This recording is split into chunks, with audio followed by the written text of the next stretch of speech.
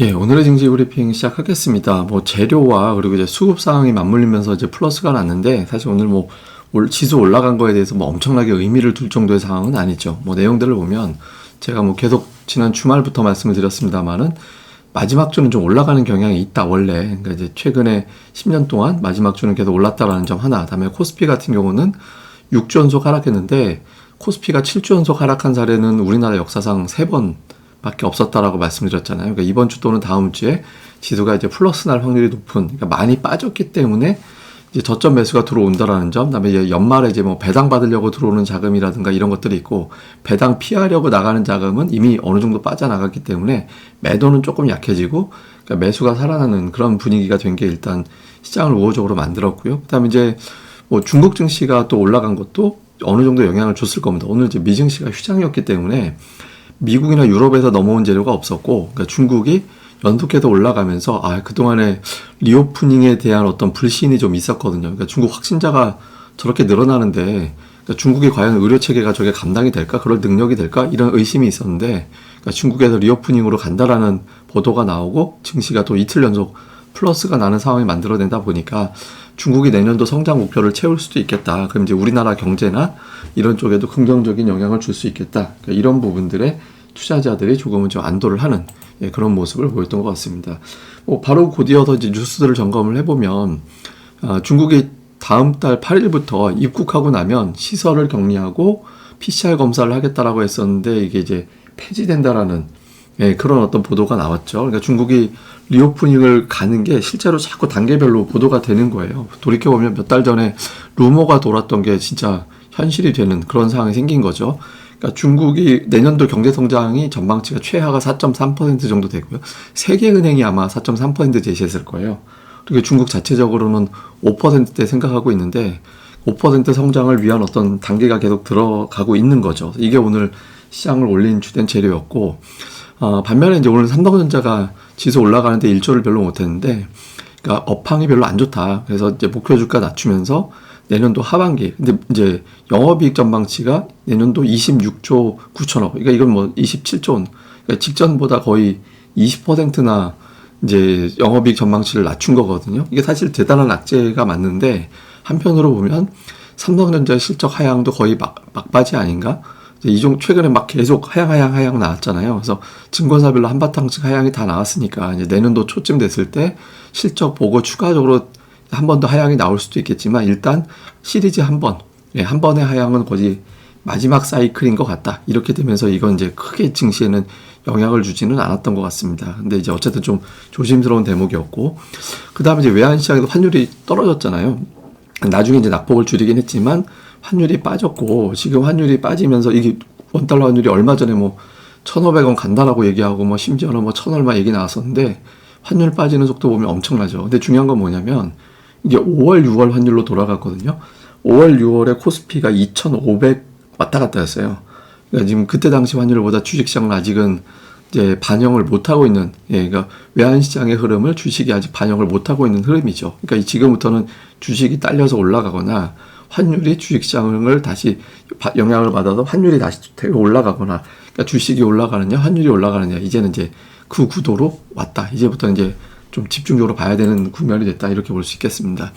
수급에서는 이제 기관이 1조 1,000억이나 샀는데, 이거는 이제 매도 예약한 거죠. 이제부터는 다시 매도로 돌아서 가지고 아마 당장 내일부터 금융투자에서 어마어마한 매도가 쏟아져 나올 겁니다. 근데 이 물량을 초반에는 개인들이 워낙 많이 팔아놨으니까 이제 받아낼 수는 있겠지만, 지속되게 되면 개인들이 감당을 못하게 되거든요. 그러니까 외국인들이 매수로 컴백해주지 않으면 상당히 어려운 상황이 생길 수 있습니다. 그러니까 금융투자의 매도를 이제 외국인들이 좀 받아주는 대형주 쪽에서 그런 흐름이 나와줘야 될 거라서, 좀 이후에 이제 수급의 변화, 요걸 볼 필요가 있고요. 그 다음에 파생 쪽에서 이제 개인들이 최근에 거의 2주 가까이 풋을 계속 사모으고 있는데, 금액이 얼마 안 되고 또 이제 위치도 그래서 아직 의미 있다 정도까지는 아닌 것 같습니다. 종목으로 보면 외국인 투자자들은 오늘 삼성전자, 하이닉스에 매도를 집중을 했습니다. 그러니까 두 종목만 거의 한 1조 2천억 원 가까이 매도를 했고, 나머지는 자잘한 매도라서 그러니까 의미를 두기는 좀 애매했어요. 근데 시가총액 상위 골고루 다 팔았고, 반면에 이제 매수 쪽에서는 금융주가 조금 포진이 돼 있죠. KB금융이라든가 우리금융지주라든가 JB금융지주라든가 신한지주, 이렇게 이제 금융주들이 많이 포진해 있는 게 특징이었고, 호텔신라, 뭐 하나 에어로스페이스 이런 것들이 좀 매수 상단에 들어가 있었고, 기관은 오늘 매수한 거는 이렇게 의미 두기가 좀 애매합니다. 코스피에서는 이거는 이제 프로그램 관련된 쪽으로 봐야 되기 때문에 시가총액 상단 쪽보다는 그 아래에 이제 뭐가 있는지 봐야 되는데, 한국항공우주, 뭐 현대로템 뭐 이런 것들이 이제 들어와 있는 게 조금 특징이었고요. 코스닥 쪽에서는 업종별 특징은 그렇게 이제 확 부러지게 있는 것 같지는 않아요. 그러니까 종목들별로 좀 골라놨는데 약간 바이오 계열의 종목군들이 좀 눈에 띄게 한동안 좀 상단에 없었는데, 바이오 관련된 종목군들이 위에 좀 다시 숫자가 늘어난 게 특징이었고, 기관 같은 경우는 2차전지, 2차전지 관련된 종목군들이 상대적으로 많이 있죠. 그래서 그런 것들과 이제 엔터주들, 그다음에 일부 IT 관련된 종목군들이 부분적으로 좀 포진해 있는 그런 어떤 특징이 있었던 것 같습니다.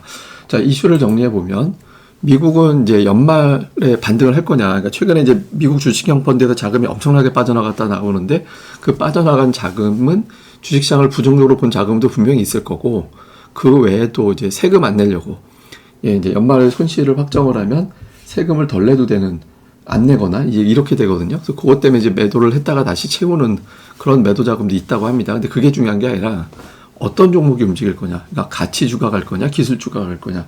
대다수의 언론 보도에서는 가치주 장세라고 얘기를 하거든요. 근데 그쪽으로 몰아가게 해놓고 또 역으로 나올 수도 있는 거고, 또 저대로 될 수도 있는 거니까 이제 어느 쪽으로 가는지 그걸 볼 필요가 있고요. 다음에 이제 배당락 이후에 이제 코스닥 시장은 종목 장세로 이제 바뀌게 되죠. 그러니까 어떤 종목군들이 제일 먼저 치고 나가느냐. 이건 뭐 다양한 어떤 종목들이 있는데, 오늘 같은 경우 뭐 리오프닝이 제일 셌다고 합니다만은 어쨌든 어떤 종목이 거래 달고 가는지 이게 중요하고요. 그다음에 연말에 전통적으로 예탁금이 증가하거든요. 근데 지금 1년 거의 한 17개월, 18개월 정도 동안 예탁금이 계속 추세적으로 줄었어요.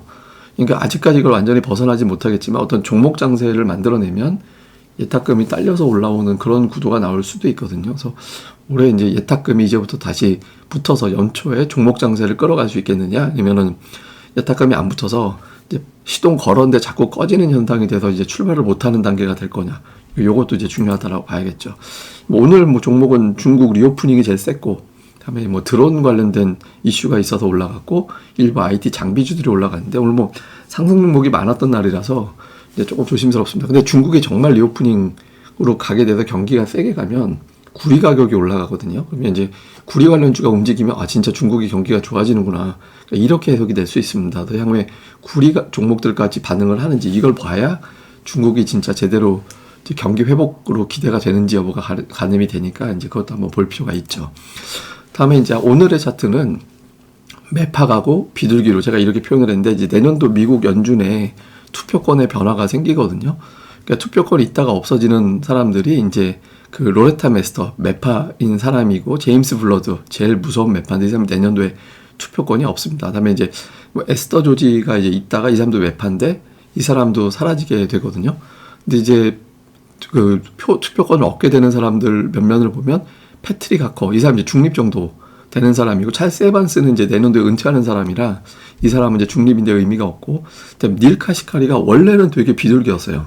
근데 지금은 이제 매파로 돌변해 있는 상태거든요. 근데 이 사람이 이제 내년도에 투표권을 갖게 되고, 로리 로건이 이제 중립인데 거의 약간 이제 비둘기에 가까운 중립으로 보거든요. 그래서 이제 정리해 보면 매파에서 중립으로 조금 분위기가 바뀝니다. 그러니까 연준에서 나오는 이제 발언의 톤이 조금 다운될 수도 있겠다. 그러니까 이런 어떤 기대가 있거든요. 그러니까 이게 이제 좀 연초의 증시를 어떻게 이제 만들어낼지 좀 관심이 되는데, 일단 이제 시장에서는 조금 매파적인 어떤 부담에서는 약간 내려가지 않을까, 뭐 이런 기대도 있는 것 같아요. 그래서 이 부분은 좀 주목을 해서 이제 볼 필요가 있는 것 같습니다.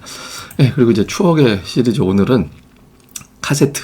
옛날에 이제 원래 제가 까만색 삼성 카세트를 찾아보려고 이미지를 찾아봤는데 없더라고요. 그래서 이제 옛날에 봤던 이제 골드스타 이미지 하나 찾아가지고 어떤 블로그에 올라와 있는 걸 제가 이제 찾아왔는데, 이러다가 이제 뭐 오토 리버스 앞뒤로 가는 거, 뭐 더블 데크 나와서 왼쪽에 카세트 넣고 오른쪽에서 녹음하고 그 테이프를 뭐 복사하는 뭐 이런 것들 옛날에 많이 했잖아요. 라디오 이렇게 돌려가지고 주파수 맞춰가지고 듣고 이런 거 있었죠. 그다음에 오른쪽은 이제 오디오. 인켈이라는 회사가 옛날에 굉장히 유명한 그 오디오 회사였죠. 저희 아버지 친구분이 이 회사 상무님인가 아마 그랬을 거예요. 그래서 저희도 인켈 오디오가 집에만 3대인가 있었거든요. 그러니까 제 방에 있고 아버지 거 있고 또 있고 뭐 이렇게, 그때 이제 조금 좀 우대 가격으로 사가지고 저도 이렇게 오디오를 되게 좋아했었는데, 야, 이게 요새 이런 오디오 없잖아요. 뭐 다 PC로 듣거나 뭐 아니면 뭐 이렇게 되는 세상이라 좀 뭐 블루투스로 듣거나 막 요즘 그 스피커로 바뀌어 버렸죠. 네, 어쨌든 옛날에 이런 거 갖고 음악 되게 많이 들었는데 저희 그 부모님이 가평에 계신데 가평에 이 오디오가 있어요 지금. 인켈에서 나온 있는데 그걸 나중에 제가 한번 가져다가 집에다 놓고 싶은데 될지 모르겠네요. 옛날 오디오 한번 보시라고 오늘의 이제 추억의 시리즈는 이제 옛날 가전으로 꾸며봤습니다. 그럼 또 오늘 하루 잘 보내시고요. 이 방송 구독하기와 좋아요 꼭 부탁드리고요. 그리고 네이버에서 고릴라 리서치 검색해 주시고 많은 방문도 부탁드리겠습니다. 감사합니다.